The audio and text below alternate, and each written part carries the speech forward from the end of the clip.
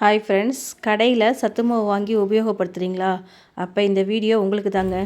Okay, இப்போ வாங்க நம்ம என்னெல்லாம் சேர்த்துருக்கோன்னு பார்க்குறோம். ஃபஸ்ட்டு ஒரு 100 கிராம் சோளம் சேர்த்துக்கிட்டேங்க. அதுக்கப்புறம் ஒரு 25 கிராம் பாதாம் சேர்த்துக்கிட்டேங்க. நல்லா ட்ரை ரோஸ்ட் பண்ணிவிடுங்க. எதுலேயுமே எண்ணெய் விட்டுறாதீங்க. அதுக்கப்புறம் பார்த்திங்கன்னா, நான் வறுத்த நிலக்கடலை வாங்கி வச்சுருந்தேன். அதனால் அதை டைரெக்டாக யூஸ் பண்ணிவிட்டேன்.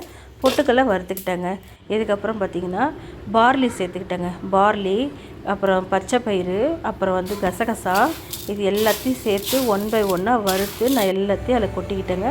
அதுக்கப்புறம் கோதுமையை வறுத்துக்கிட்டேங்க. எல்லா மெஷர்மெண்ட்டும் உங்களுக்கு நான் சொல்லிடுறேங்க லாஸ்ட்டாக. அதுக்கப்புறம் பார்த்திங்கன்னா வறுத்த கேழ்வரகையும் இதில் ஆட் பண்ணிக்கிட்டேங்க. எல்லாத்தையும் ஆட் பண்ணி ஏலக்காய் தேவையான அளவுக்கு ஏலக்காய் போட்டுக்கோங்க. போட்டுக்கிட்டு மொத்தத்தையும் ஒன்றா கலந்து விட்டுக்கணுங்க. இதே போல் நான் கலந்து விடுறேன் பார்த்திங்களா, இதே மாதிரி கலந்து விடுங்க. நம்ம வீட்டில் இருக்க பொருட்கள் நமக்கு குழந்தைங்களுக்கு ஆரோக்கியமான சத்து மாவை நம்மளே ரெடி பண்ணலாங்க. கடையில் காசு கொடுத்து வாங்க வேண்டாங்க. ஒரு தடவை அரைச்சி வச்சிட்டிங்கன்னா போதும், மாதக்கணக்கில் பத்திரமா ஸ்டோர் பண்ணி வச்சுக்கலாங்க. ரொம்ப அருமையான டேஸ்டியான சத்து மாவு செய்கிறதுக்கு நீங்கள் இதை என்ன மாதிரி ஃபாலோ பண்ணி நீங்கள் செஞ்சு பாருங்கள். அருமையாக இருக்கும். குழந்தைங்களுக்கு ரொம்ப ஹெல்த் ட்ரிங்க்கு காலையிலையும் நைட்டுமே எப்போ வேணாலும் நீங்கள் கொடுக்கலாம். இதை சாப்பிட்றதுக்கு முன்னாடி கொடுத்தாலும் சரி, பின்னாடி கொடுத்தாலும் சரி, ரொம்ப நல்லதுங்க. எல்லாத்தையும் ஒன்றா மிக்ஸ் பண்ணி எடுத்து வச்சுட்டேங்க. அதுக்கப்புறம் இதில் இன்னொரு பொருள் ஆட் பண்ண மறந்துட்டேன்.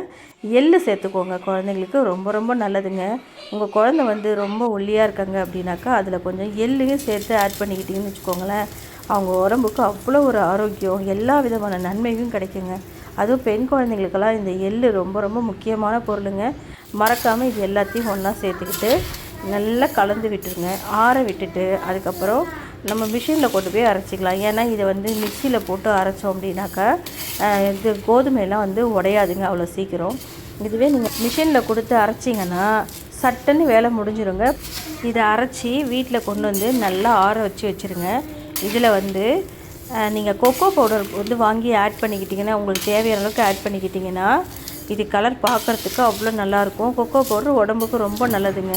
இதே மாதிரி சத்தான மாவு செஞ்சு உங்கள் குழந்தைங்களுக்கு கொடுத்து எப்படி இருந்துச்சுன்னு கமெண்ட்டில் சொல்லுங்கள். நன்றி.